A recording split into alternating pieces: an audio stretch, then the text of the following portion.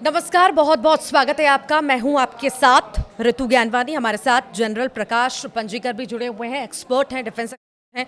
ये भी हमें समझाएंगे कि जो हालात पाकिस्तान और भारत के तनाव को लेकर के बने हुए हैं वो आखिर अब कहां तक जाएंगे। जंग नहीं होगी, होगी, इसको लेकर के कुछ भी नहीं कहा जा सकता, पर यह हम जरूर कह सकते हैं कि हमले लगातार जारी रहेंगे। जैसे हालात बने हुए, जैसे पाकिस्तान ने अघोषित युद्ध की शुरुआत कर दी है, वैसे उस वजह से जो हालात बने हुए हैं। सबसे पहले सर यही समझना चाहेंगे, जो परसों रात देर रात ये शुरुआत हुई हमलों की, उससे क्या कुछ हासिल हुआ? थैंक यू रितु जी, बहुत धन्यवाद आपका, आपने मुझे बुलाया। ये सब्जेक्ट ऐसा है जिसके ऊपर हमारी जनता को प्रायः पता कम होता है इसके बारे में, और इवन जो एक्सपर्ट्स हैं वो भी इसके बारे में उतना डिटेल, बिकॉज हिस्टोरिकल बैकग्राउंड लोगों को पता नहीं होता है। अभी जैसे आपने पहली क्वेश्चन पूछी कि लड़ाई होगी या नहीं होगी, नो, ये बड़ा ज़बरदस्त क्वेश्चन आपने पूछा है, क्योंकि अगर आप ध्यान दीजिए तो वे बैक जबकि कारगिल युद्ध हुआ था उस समय भी सरकार ने युद्ध घोषित नहीं किया था। Government did not declare war against Pakistan, उस समय भी नहीं हुआ था। युद्ध तो हुआ, आप जानते हैं, हज़ारों लोग मारे गए, घायल हुए बहुत लोग, हम लोगों ने अपनी जगह फिर से कब्ज़ा किया। तो कारगिल युद्ध के बारे में सभी जानते हैं आज के डेट में। तो वही चीज़ अभी है, अभी हमारा युद्ध घोषित नहीं हुआ, लेकिन अघोषित युद्ध तो चल ही रहा है, क्योंकि अगर किसी ने आपके ऊपर हमला किया उसका जवाब तो आप देंगे। अभी बात आते हैं इसके ऊपर, ये क्यों हुआ और इसका अभी क्या हो रहा है और क्या होने वाला है उसके ऊपर। ना क्या होने वाला है वो तो 100% कोई नहीं बोल सकता, लेकिन क्रिस्टल ग्लेजिंग हम कर सकते हैं। तो पहली बात ये है कि हम थोड़ा सा हिस्टोरिकल बैकग्राउंड में जाएंगे। हिस्टोरिकल बैकग्राउंड, जैसा आप जानते हैं कि कश्मीर में 1984 के बाद से ही बहुत ज़्यादा गदर चल रहा है, वहाँ पे आतंकवाद चल रहा है। उसके बाद हमारे जो हमारे प्रधानमंत्री हैं और अमित शाह जी हैं, हमारे गृह मंत्री जी, इन लोगों ने मिलकर 370 हटा दिया जी। 370 हटाने के बाद भारत एक्चुअली जो JNK हमारा भारत का अपना पार्ट बन गया, तो हमारे रूल्स रेगुलेशन उनके ऊपर अप्लाई होने लगे। काफ़ी शांति हो गई। जैसा आपको मालूम है कि बिज़नेस बढ़िया चल रहा था, लोग खुश थे, कोई आतंकवादी गतिविधि नहीं हो रही थी, पत्थर नहीं मारे जा रहे थे जो हमारे समय में होता था, गोलियां नहीं चल रही थी। तो इसको ध्वस्त करने के लिए, जैसा आप जानते हैं कि हमारे जो नेबर हैं वो तो चाहते नहीं कि हम ठीक से रहें, क्योंकि उनका तो घोषित है terrorism is part of their military strategy. ये मैं नहीं कह रहा हूँ, उन लोगों ने बोला है ये, और आज से नहीं है। ये जनरल ज़ियाउल हक बोल चुके हैं इसके बारे में, उसके पहले भी उनके जो थे जिन्होंने शुरू किया वो बोल चुके हैं, सभी बोल चुके हैं इसके बारे में। ये कोई नई बात नहीं है, हम सभी जानते हैं। तो अभी क्या है कि उन लोगों ने, पाकिस्तानियों ने यहाँ पे ये प्लॉट बनाया कि लार्ज स्केल पे मैसेकर हम लोग करें कश्मीर में, क्योंकि आपको पता है कि बड़े सारे लोग जा रहे थे वहाँ पर, बिजनेस बूम कर रहा था, टूरिज्म बूम कर रही थी। तो इसके लिए उन्होंने जो एक्चुअल प्लान जो मेरे को पता है, कंफर्म तो नहीं है क्योंकि मेरे पास इंटरनल डोमेन नॉलेज नहीं है, उनका प्लान था कि मोर देन 100 मारने का। They were more than these 3-4 people those who actually did the killing of this 28 people, और इतने घायल हुए। तो उनका प्लान तो था ज़्यादा मारने का, बट अनफॉर्चुनेटली उनका वो प्लान सक्सेसफुल हुआ नहीं फॉर वट एवर रीज़न। और इवेंचुअली एज यू नो कि ये 4 बंदों ने मिलके हमारे 28 लोगों को मार दिया, बहुत लोग घायल हुए, और बहुत बेरहमी से मारा, धर्म देख के मारा। यहाँ तक कि पैंट खोल के देखा कि सर्कमसेशन हुआ ही नहीं, उसके बाद मारा। लोगों को कलमा पढ़ा, उसके बाद जिसने बोला भी, एक स्वदेशी थे हमारे यहाँ के असम के, उन्होंने कलमा पढ़ा तो उनको छोड़ दिया, बाकी नहीं पढ़ पाए। एक ने पढ़ा भी तो उसका पैंट खोल के देखा और उसको गोली मार दी। तो इस तरह जघन्य अपराध इन लोगों ने किया, इसको मारा। उसके बाद प्रायः क्या होता था कि इस तरह के बात में लोग बातें करते थे, बात ख़त्म हो जाती थी। लेकिन अभी जो हमारे प्रधानमंत्री हैं और हमारे जो सरकार का जो रुख है बहुत कड़ा है आतंकवाद के खिलाफ, तो उन्होंने बोला इसका जवाब देना है। इसके पहले भी आप जानते हैं कि सर्जिकल स्ट्राइक हो रखी है, बालाकोट हो रखा है, वी ऑल नो इट। तो अभी उन्होंने बोला कि इसकी सज़ा आपको मिलेगी, ये डिक्लेयर किया उन्होंने 22 तारीख को ही। उसके बाद 7 तारीख की रात को, 7 तारीख को करीब 1-1:30 बजे से 2 बजे के बीच में, जैसा हम लोग सभी जानते हैं कि हम लोगों ने स्ट्राइक करी कि एग्जैक्टली इसको आप बोल सकते हैं कि प्रिसीशन स्ट्राइक, जिसको सर्जिकल स्ट्राइक बोलते हैं, ये भी सर्जिकल स्ट्राइक ही है, because this a precision strike. जहाँ पे बीमारी है उसी का इलाज हुआ है। हाँ। तो ये जो है इलाज इस बार हुआ, टोटल 9 ट्रेनिंग कैंप थे इनके, लॉन्च पैड थे, उसके ऊपर हमला हुआ। लेकिन इस बार बड़ा, पहले क्या था कि हम लोग आईवी सेक्टर पार नहीं करते थे। जैसा आपको पता है कि अगर भारत का नक्शा आप देखिए तो पहले आईवी सेक्टर है, जहाँ पर आईवी सेक्टर में सबको पता है कि ये पाकिस्तान उस तरफ, हिंदुस्तान इस तरफ है। दूसरा है, उसके बाद शुरू होता है LOC, लाइन ऑफ कंट्रोल, क्योंकि 1971 के बाद उसको रेटिफाई किया गया। रेटिफाई ये हुई कि भाई हम लोग इसको लाइन ऑफ कंट्रोल मानेंगे। ये नहीं हुआ कि ये हमारा आईवी बन गया। उसके बाद फिर अगर चीन के एरिया में जाए तो LC है, लाइन ऑफ कंट्रोल है।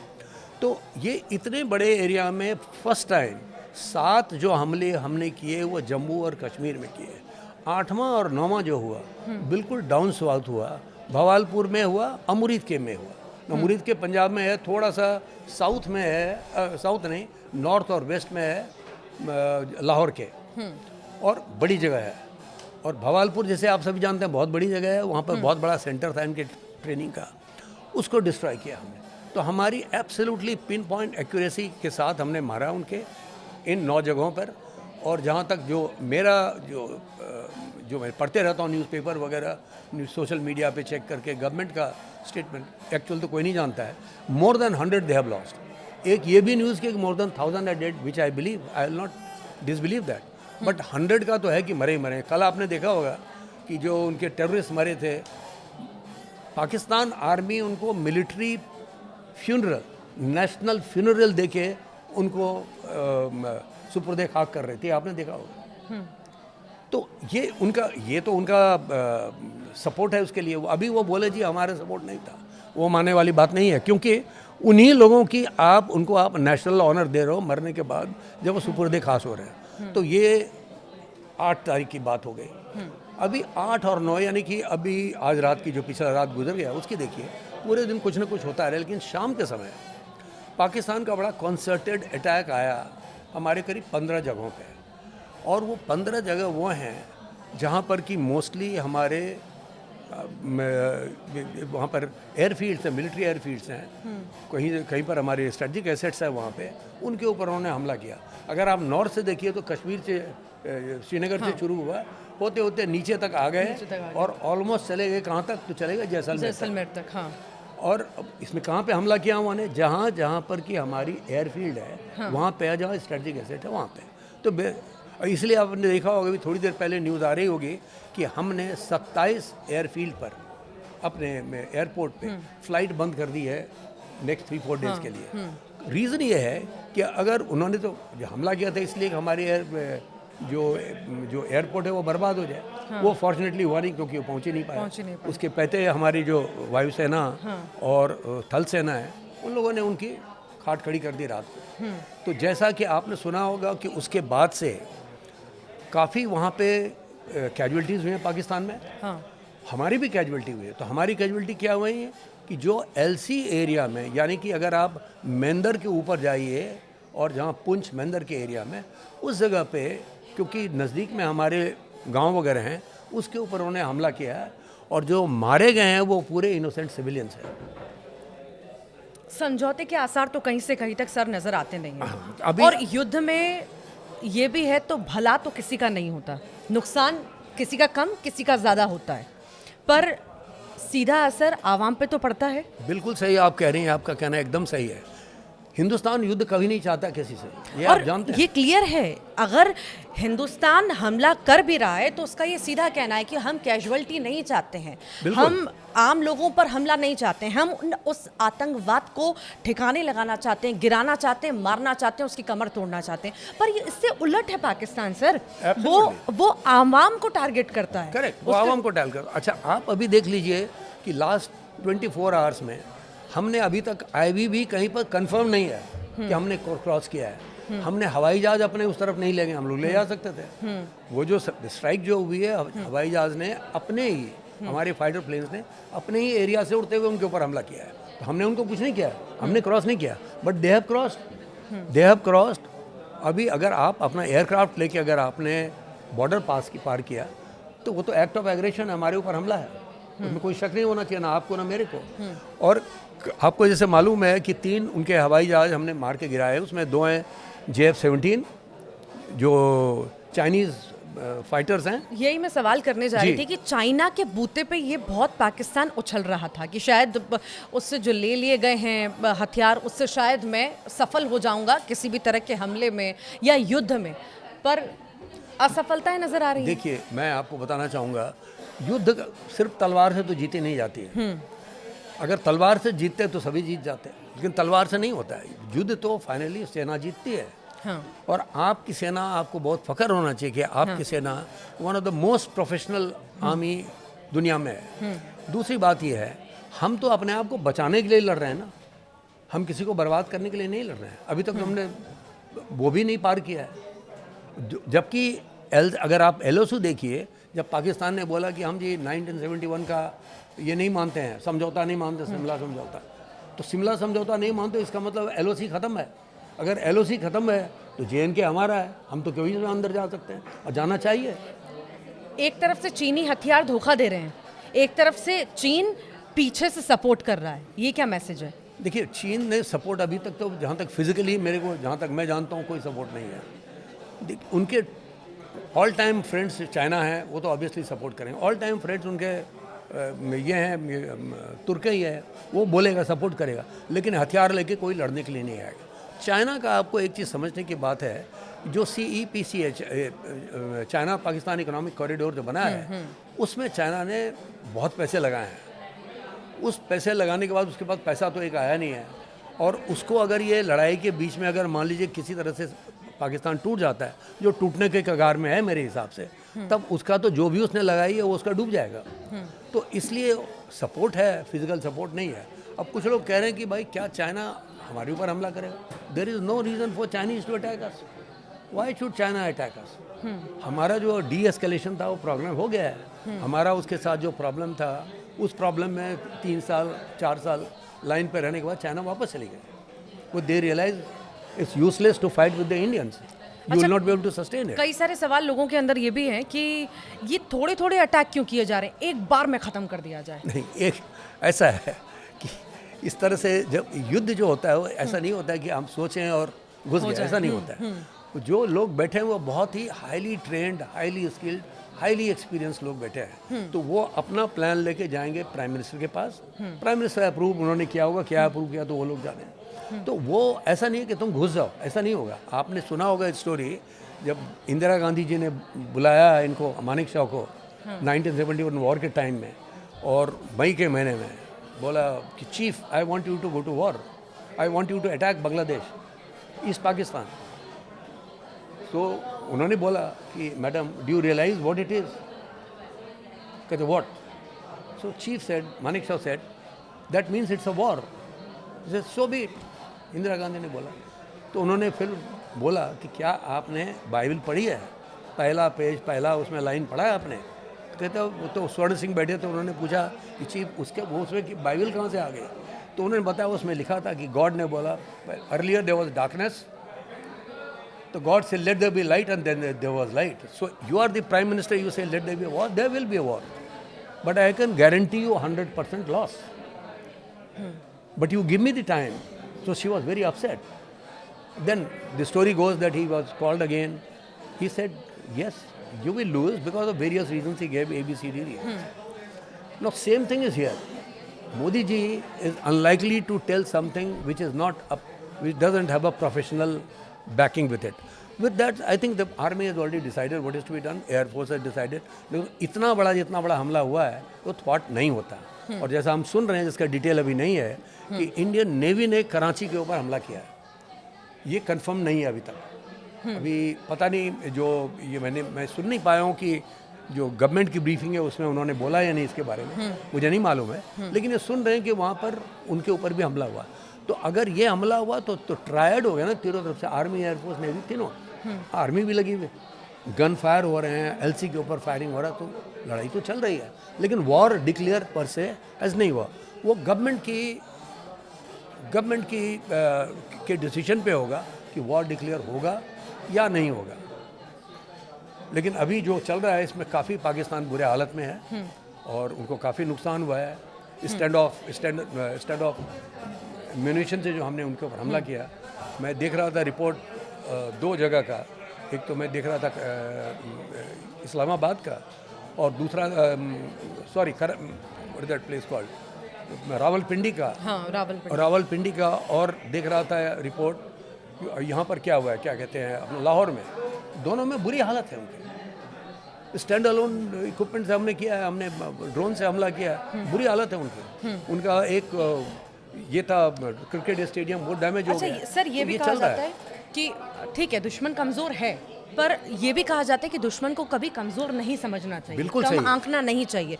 यहाँ पर आप इंडिया के लिए क्या क्या चैलेंजेस देख रहे हैं, या ये अगर और ज़्यादा स्थितियाँ खराब हुई या नाजुक हुई तो क्या नुकसान हो सकता है हमारा? सबसे पहले जो मेरा अपना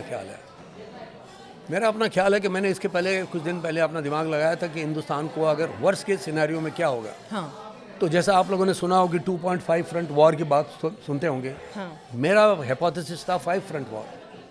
ये सब 5 फ्रंट वॉर मेरा व्यू था कि चाइना, पाकिस्तान, बांग्लादेश, हाँ, 3 तो वही हो गए। हाँ, जो 5th कॉलोनिस्ट बैठे हैं आपके देश में वो, और 5th होगा साइबर अटैक, जो आकाश से आपके ऊपर आएगी, वो आपके कम्युनिकेशन के ऊपर, आपके इंफ्रास्ट्रक्चर के ऊपर हुए।